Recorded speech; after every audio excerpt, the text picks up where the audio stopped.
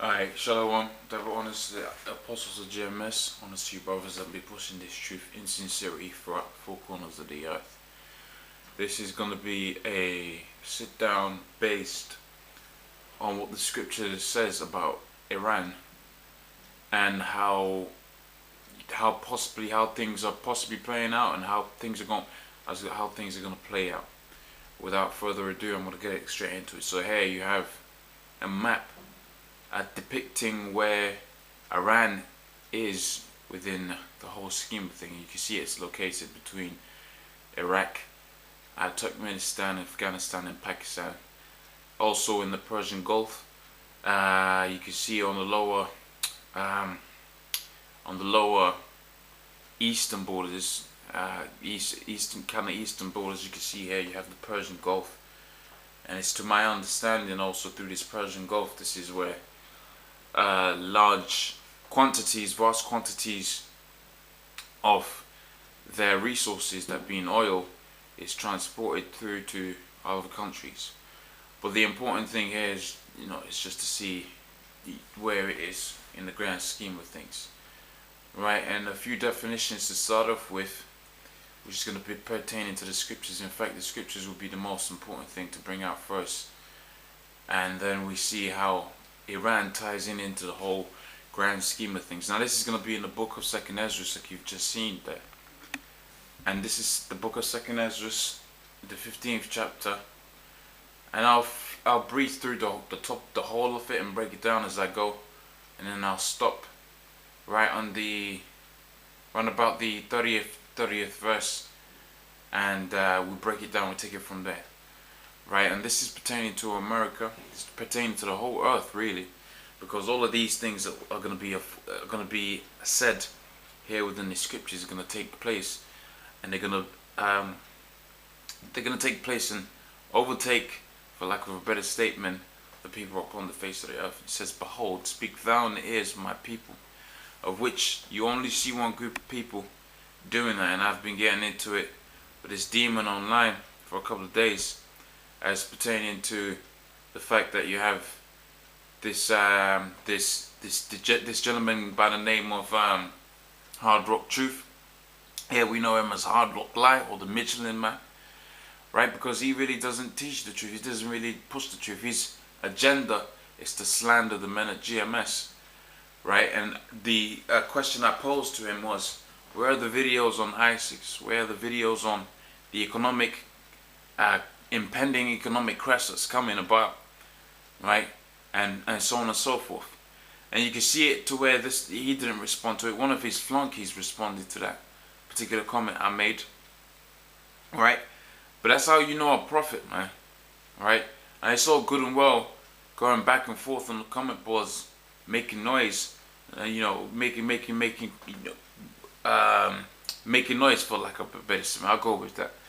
Right, making noise on the comment boards. It's all good and well doing that, but when it comes to pass, when the word of that prophet comes to pass, like it says in Jeremiah the 28th chapter and the 8th verse, I believe, right, then so you know that man is a prophet. And that's how we know the prophets of GMS. Those are the men at GMS, right, the elders of GMS, right, the apostles of GMS, the elder apostles of GMS. Those are the men of the Lord, because they're the ones that have predicted these. I mean, I got stacks of videos upon videos of 2008 GMS onwards, and they're prophesying stuff that's getting to pass right now, like the mark of the beast becoming mandatory. No one really knew about that before it came mandatory, of which it's in I believe when it did go mandatory, it did go mandatory, but they didn't really push it. And only the men at the apostles of GMS pushed that out, and you got these flunkies supporting men that can't even support their own points, right? And when I say point, I'm talking about arguments, right? So it says here, "Behold, speak thou in the ears of my people the words of prophecy." What's the words of prophecy? That America is going to be destroyed, right? But it's going to be destroyed by the way of the Russians. It's going to be destroyed by the way of those Iranians, as we're going to see in these the following scriptures. It says, "And I'll put them in thy mouth." But the Most High ain't going to put those words within everybody's mouth, man. Right? In certain people's mouth, there's going to be a mouth of gall, which is lies, right? And it says, "Saith the Lord, and cause them to be written in the paper, for they are faithful and true. So the words that precede the saying are faithful and true. It says, fear not the imaginations against thee, right? And I always try to bring this out, because one of the imaginations that Esau has against it, especially the Negroes, Hispanics, Native Americans, is pursuing to the Joseph Guide stones, of which he's going to try to depopulate the earth to I believe about 500 million, which is going to be 6.5 billion less people upon the face of the earth. Right, so that's one of those imaginations. And how does he do that? He does that by starting off with the basics of things, the waters that you drink.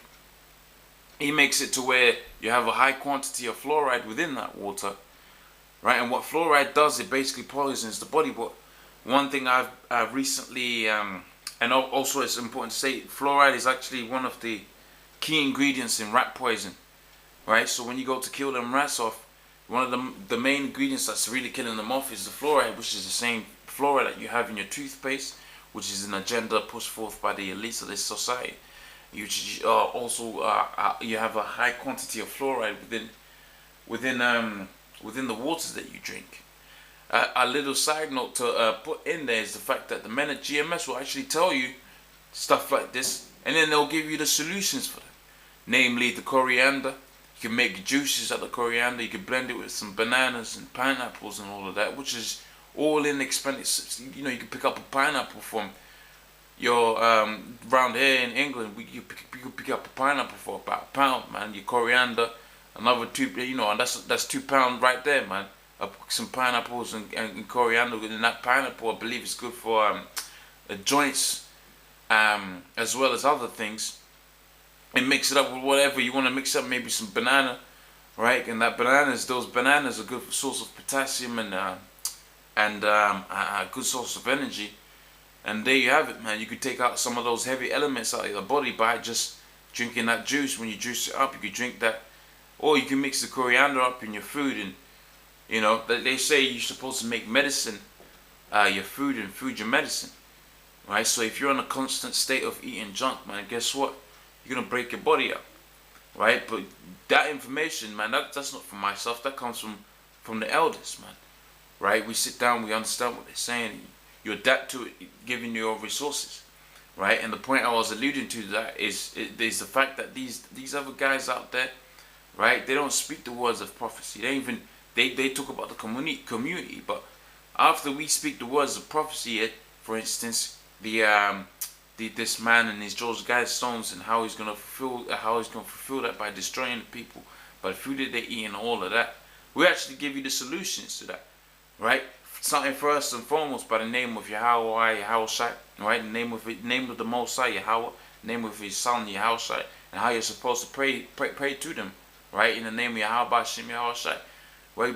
The men of GMS, the elders of GMS give you that, right? So after you've heard the harsh words of which Paul said it best, man, right? In Corinthians, where he said, although I be rude in speech, I be not rude in knowledge. And that's how the elders are. It comes out rough. It touches people's nerves and all of that, right? But at the end of the day, man, right? Those they're not rude in knowledge, man. Right? They be giving out all of the knowledge, all kind of different knowledge, man. Like to the extent where anybody can come up to the elders and say absolutely anything, and the elders be able to break it down, which is a beautiful thing that the Most High has blessed them with.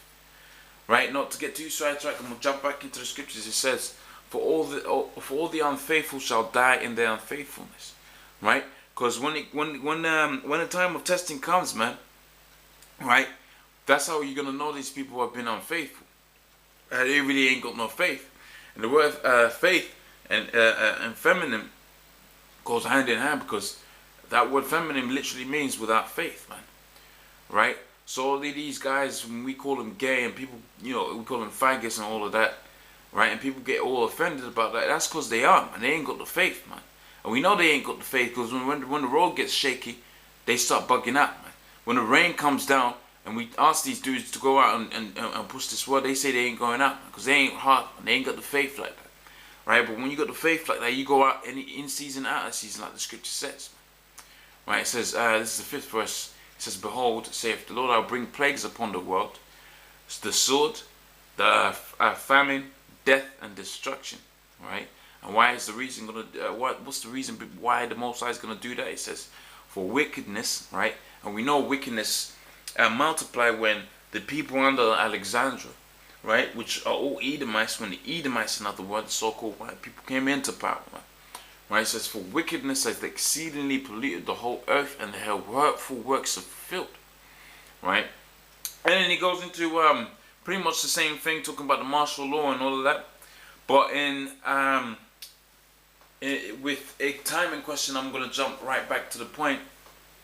And I'm going to jump down to about the 26th verse right here. Right? Now it says, right about the 26th verse, it says, for the Lord knoweth all them that sin against him. Right? Talking about you Negroes, Hispanics, Native Americans. Right? It says, therefore he delivereth them unto death and destruction. So the Most High is going to deliver some of you niggers into destruction. Right? It says, for now the plagues are upon the world, and upon the whole earth, rathermore.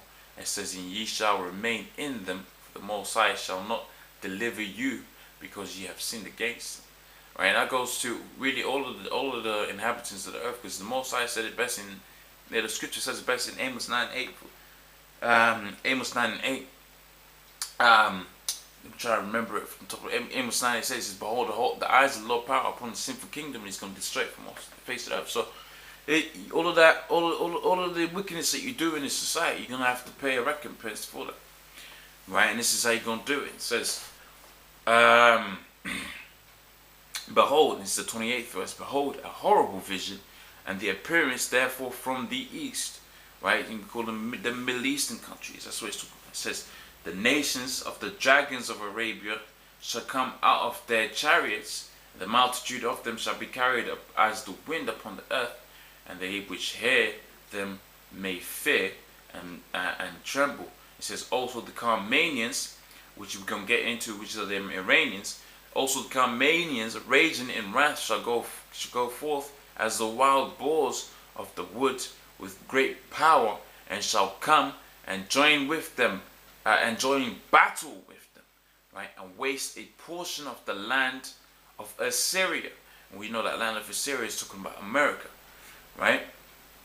I'm going to just read it again because that's important. It says, also the Carmanians raging in the wrath shall go forth as the wild boar of the wood with great power, and shall come and join battle with them, and shall waste a portion of the land of Assyria.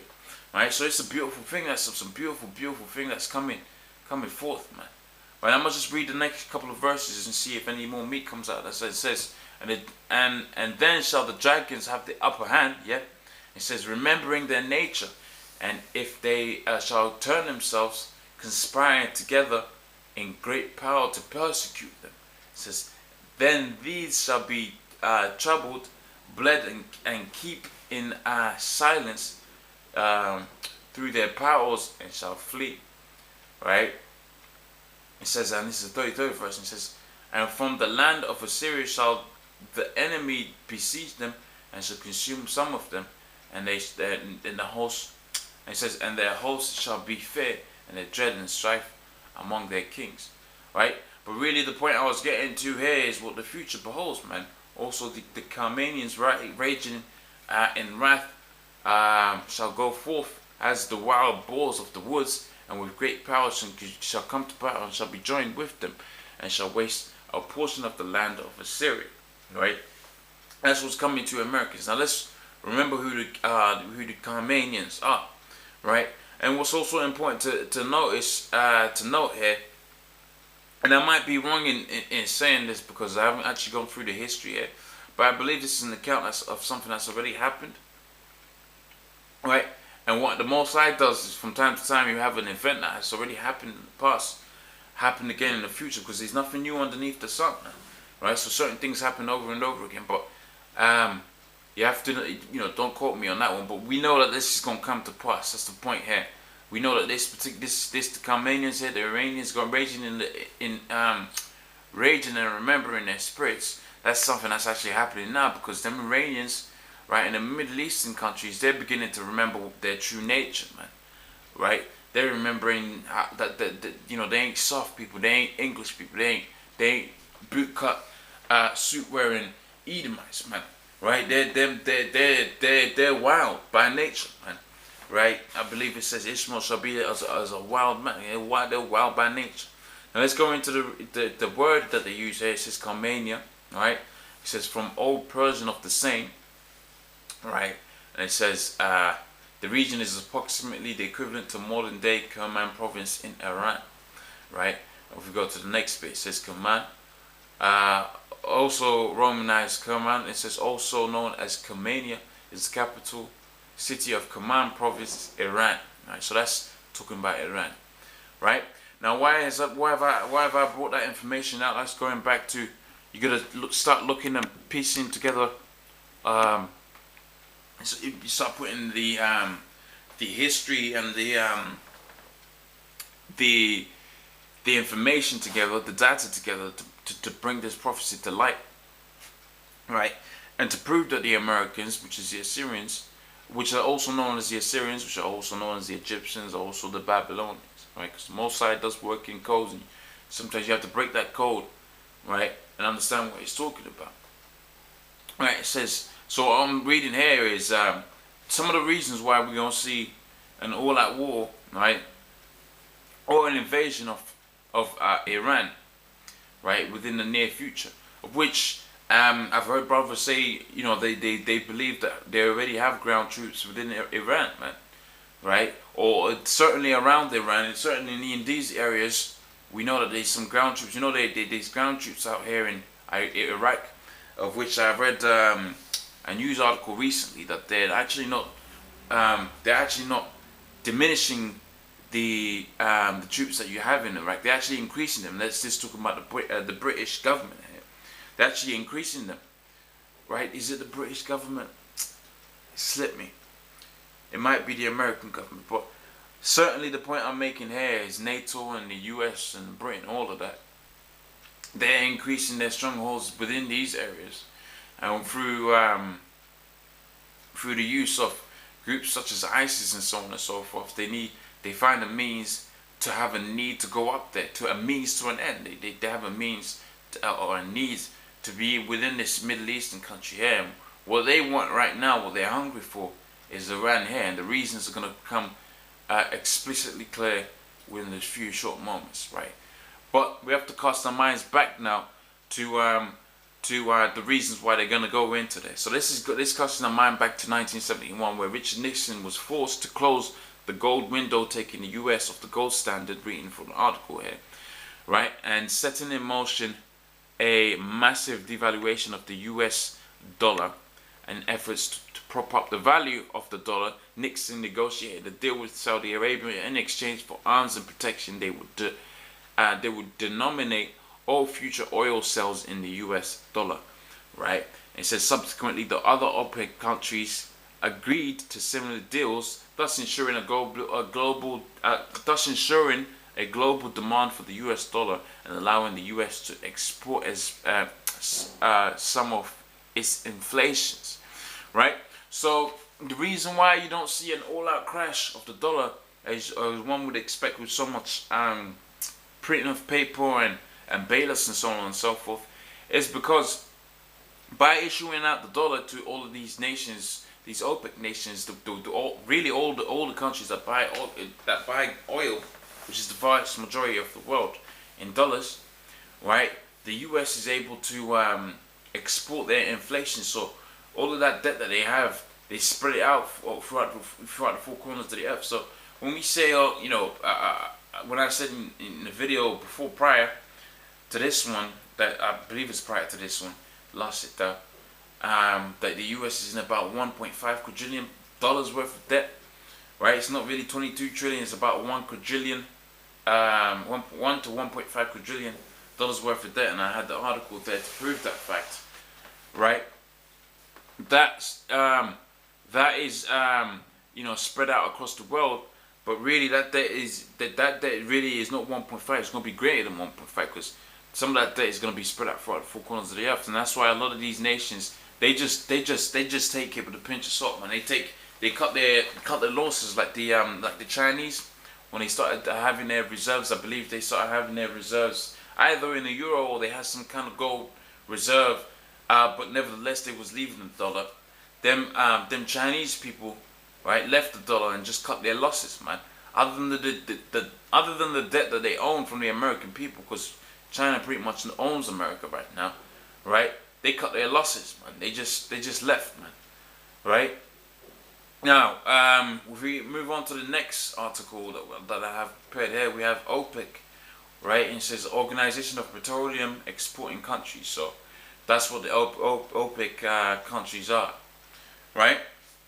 Now, if we move on to some examples of, or rather more some implications of OPEC and leaving, well, not OPEC rather more, but the petrodollar, and leaving the petrodollar or trying to diminish its power. Some of the implications of that have some countries have or some leaders have experienced. It says Gaddafi's gold money plan would have devastated the dollar. All right, and I'm not going to read all of this. I'll leave the article if it entices you. If you're drawn to read it, you know, it'll be in the description book. It says it remains unclear exactly why or how Gaddafi's regime went from a model and an important ally to the next target for regime change in a period of a few years. It says, but after claims of genocide and as justifications for NATO intervention were disputed by experts, several other theories have floated. Oil, of course, has been mentioned frequently. Libya is Africa's largest oil producer, right? But one possible reason, in particular, for Gaddafi's fall from grace was gained significantly among analysts and segments of non-Western media, central banking, and global monetary system. According to more than a few observers, Gaddafi's plan to quit selling Libyan oil in US dollars, demanding payments instead, and gold bank diners, right, a single African currency made from gold, was the real reason. And he says the regime sitting on a massive amounts of gold, estimated to close 150 tons, was also pushing other African countries and Middle Eastern governments to follow suit. So in essence, what that article says, right, one of the theories that Gaddafi was, and really this is not really a theory, this is a reality, and this was almost, this is some old articles, man, right? But in order to understand how America is going to approach the Iran thing, we're going to look at how they approach the Syria, how they approach the Gaddafi thing, and one particular facet of geopolitics springs to mind with the whole ISIS thing, man. They can use that as a window to getting into Iran and all of that, and it's certainly into the Middle East, and I believe they already have ground troops so-called fighting ISIS out there. But certainly into Iran, as you've seen here, one of the things that they used as a means of getting into of NATO getting into Libya itself was that genocide, and say Gaddafi's killing his own people and all of that. But wait, hold on a minute. That's a bit contradictory to say that a man, you know, is killing his own people, but at the same time he's uplifted them by giving them a gold-backed currency, man. Right? That's schizophrenic behavior, which goes to show you, man. They just make this stuff up as they go. They just make it up as they go, right? But that's as much as I'm gonna get into that particular article. You can read it. It's gonna be in the description bar, right? And you can see Gaddafi was pretty much taken down for trying to institute his own gold-backed currency, right? And in so doing, they took him down and also took control pretty much of those oil reserves that he had, right? All right. Let's jump to a next article. It says the real reason why Iran is the next target, and this is important to us because pretty much with Libya it was all right, man. Them African countries are docile, man. They're not gonna really attack, right? But what you have here, and what's important to keep in mind, is Iran and Russia have got some strong ties, man. When you have nuclear ties with a country, those are strong military ties. You're not gonna give a nuclear arsenal to a country that's gonna bomb you at the end of the day, man. Right? So they're allies, right? And what's gonna happen is once America goes up into Iran, man, which is what we're waiting for, you're gonna have it. You're gonna know we're gonna go out into a full-out World War III. And why would you want World War III, right? Because when we know when we go to the scriptures, man, right? Namely in the book of Daniel, the second chapter on the 44th verse, we talks about after the days of these kings of the Most High set up a kingdom of heaven which shall never be destroyed, man. Right? That's our kingdom. For you Negroes, Hispanics, Native Americans, that's ours, man. That's our own thing. Right? That's when we gonna live like kings, man. Right? We're gonna be the ones dressed up like that, man. Right? We're gonna be the ones dressed up in sweet apparel like that, man. And I'm not talking about suits and all that. We're gonna have glorious, nice garments or all of that, riches, right? We're gonna have slaves, right? We're gonna have all kind of stuff, gold, silver, all of that, man. Right? What's that? Like one of the sayings, man, that's been on my mind right now, man. It's pretty much what's a Benz to a man that's gonna have 100 horses, man. Right, you can literally have 100 horses, 1,000,000 horses if you want in the kingdom, man. Right, that's power because you're gonna have land for them horses to sit up on. Right, you're gonna have a food for them horses to feed upon. Right, and you're gonna have to have the money to have that kind of stuff, man. So what's really the worldly things to a man that's focused upon that, man? And that's what you brothers. I'm not saying you brothers because if you're a brother, you're gonna be focused upon that anyway, right? But that's certainly what the Israelites, the Negroes, Hispanics, Native Americans, all the Israel dispersed throughout the four corners of the earth. Because you're gonna have certain you're gonna have certain Israelites who can come in different colors. Like I found out today from the elders themselves in a video that they put out on the 10th of the 4th, rather more on the 4th of the 10th, when they were on the streets out there, that you had like Christian Bale is an Israelite, and that makes sense, man. Because when you watch that Batman film, man, he had a certain pizzazz that he went about his way, and you're like, man, when I sat down, and because he kind of throws you off for a minute, but obviously you're gonna be Jake out there, but then that it had occurred to me, but I it was good to have that confirmation, man, right? The way he carried that Batman thing, he carried it out like a Jake. Now I'm not saying the Most High is gonna save him or anything like that, but like the elders say, he's gonna be a Jake, man.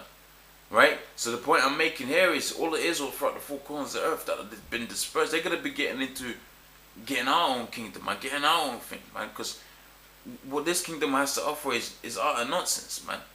It's utter bullshit, man. The food that you eat is all defiled, right? The ground that you walk on is fucking up your whole body, man. Right? You're wearing down your knee tissue, your back tissue, and all of that. That's why you get all the people that are all up in age and within the society need all kind of intensive care, right? Because they're all broken, man. Right? It ain't gonna be like that in our own kingdom, man. They had to get King David off the wall when he got up in age, man. Right? They had to get him off the battlefield, man. That's how in good condition, man. People were when we was in power, man. And the same thing's gonna be there. It's gonna be reinstituted because the scripture says, right? The lowest man within Israel is gonna be greater than King David was, man. Right? And the Yahushua said it as well when he was on the scene. He says, why are you marveling at the works I do? You're gonna do things like this and great, man. Right? And we're in the kind of the spiritual healing side of things right now, where it takes a lot of faith to get the healing that you need right now, man. Right? You can sit down and study and watch the elders, and you get the spiritual side of that. And then if you have the faith, then you do some of the things that they say, which is go out, right? Which gives you the healing of the burdens of this kingdom in terms of having some kind of focus on this truth, right? And also the stuff that they recommend, man, getting into the herbs and the healing and all of that, man. That come with way, by way of studying, right? But getting back onto the article, so here the article here is just proving that there's Russia and Iran's got ties, man, and they'll go out into all-out war with them. It says this is getting into another thing. So this article is going to be quite important. It says the real reason why Iran is next: the emerging euro-dominated international oil market. It says the Iranians are about to commit an offense far greater than Saddam Hussein's conversion to the euro, to the euro of Iraq's oil exports in the fall of 2000. So they took down Saddam Hussein because he was trading. He started he started getting ideas about what he wanted to do with his own with his country's resources. Because I do believe Saddam Hussein was also set up by the CIA, right? But he started getting, he put these they put these puppets in power, and these puppets start getting ideas, man. And one of the ideas that he wanted to do was start selling in the mirrors, basically diminishing the power and the value of the dollar. Right? It says while publicly stated reasons will be over Iran's nuclear ambitions, meaning to say the nuclear ambitions that Iran has will be the reasons for intervention, and that's one of the things that they used. And this article is about it's a bit old. It's about 10 years old.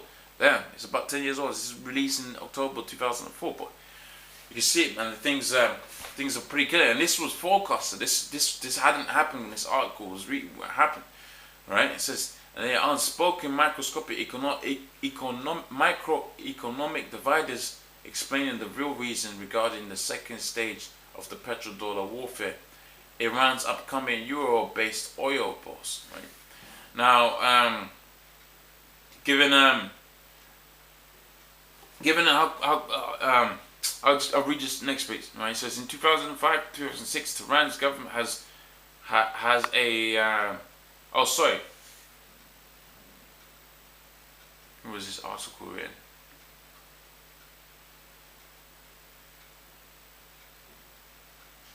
Right, this doesn't actually say when it was. I know it was written in 2004 by the looks of it.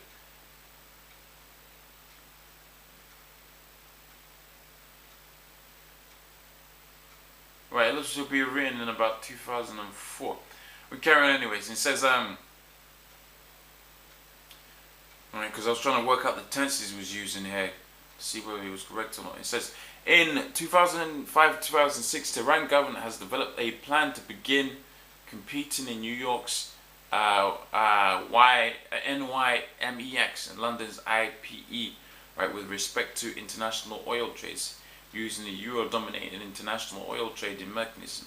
This means that without some form of U.S. intervention, the euro is going to establish a firm foothold in international oil trades, right? And I believe this is already taking place. So, but the point is, man, right? They still want they're still gonna want that control of that dollar, man.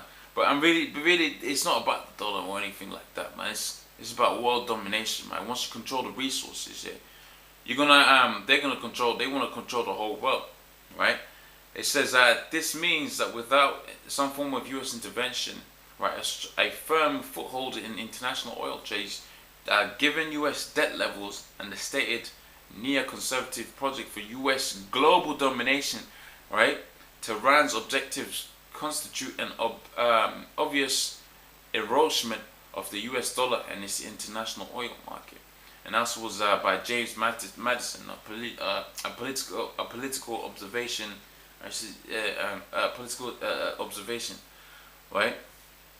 Right, and it goes into right. This article goes into the whole Iraq thing and so on and so forth, right? But now here is another aspect of it. So this was alluding to the petrodollar facet of it, but the petrodollar is two things. It's about the dollar and it's about oil, right? So this is talking about the money side of things, right? Of which that's just one aspect of it. You know, we know that they want to set up that that chip, which is going to be a global, which is going to institute a global financial market, right? As well. But in addition to that, they want to control the resources that the earth has. And here's one main reason that they're going to want to be going into the country of Iran as well. It says proved oil reserves, right, in Iran, according to its government, rank third largest in the world, right? So the third largest oil provider in the world is Iran, man, right? So they're gonna do exactly what they did with them Iraqis, right? Like they're stated here in this article, right? They're gonna do exactly what they did with them Iraqis, right? As they did with Gaddafi, and at each stage, notice, right? It's not just one thing that's happening. It's a dual thing. It's to do with the petrol, right? The oil. It's to do with the dollar as well, man. So when we was taking the Gaddafi example into account, right? Gaddafi wanted to sell his oil in using a gold-backed currency, right? But he also had it to but also you have Gaddafi. His country is Africa's largest oil producer. Same thing with Iraq. Iraq is a large oil producer. He's got opium over there as well, and also you had it to where Saddam Hussein wanted the conversion for oil to be sold in euros, right? And the same thing is going to happen with Iran, man. Iran's going to want to sell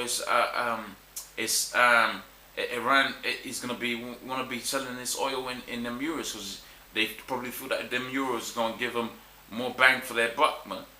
Right? Not to play on words, right? But in essence, you can see it, man. Right? Exactly what the scripture says. It's saying here, man. Right? Them Khomeinis gonna remember their nature. They're gonna remember their nature because them Russians gonna be supporting them. They're gonna be backing them, man. Right? So with that, man, I hope you can see it. And it was some old articles that I used here, but you can still see it, man. You got some new ones here. And this was September 2014 with them Russians and Iranians doing deals. But the rest of the articles we used are pretty much, Gaddafi thing was a 2011 article and so on and so forth, right? But you can see it, man. This thing is coming to pass, man. Alright? With that, I'm going to say double honors to the apostles of GMS and honors to you brothers that be pushing this truth in sincerity. Shalom.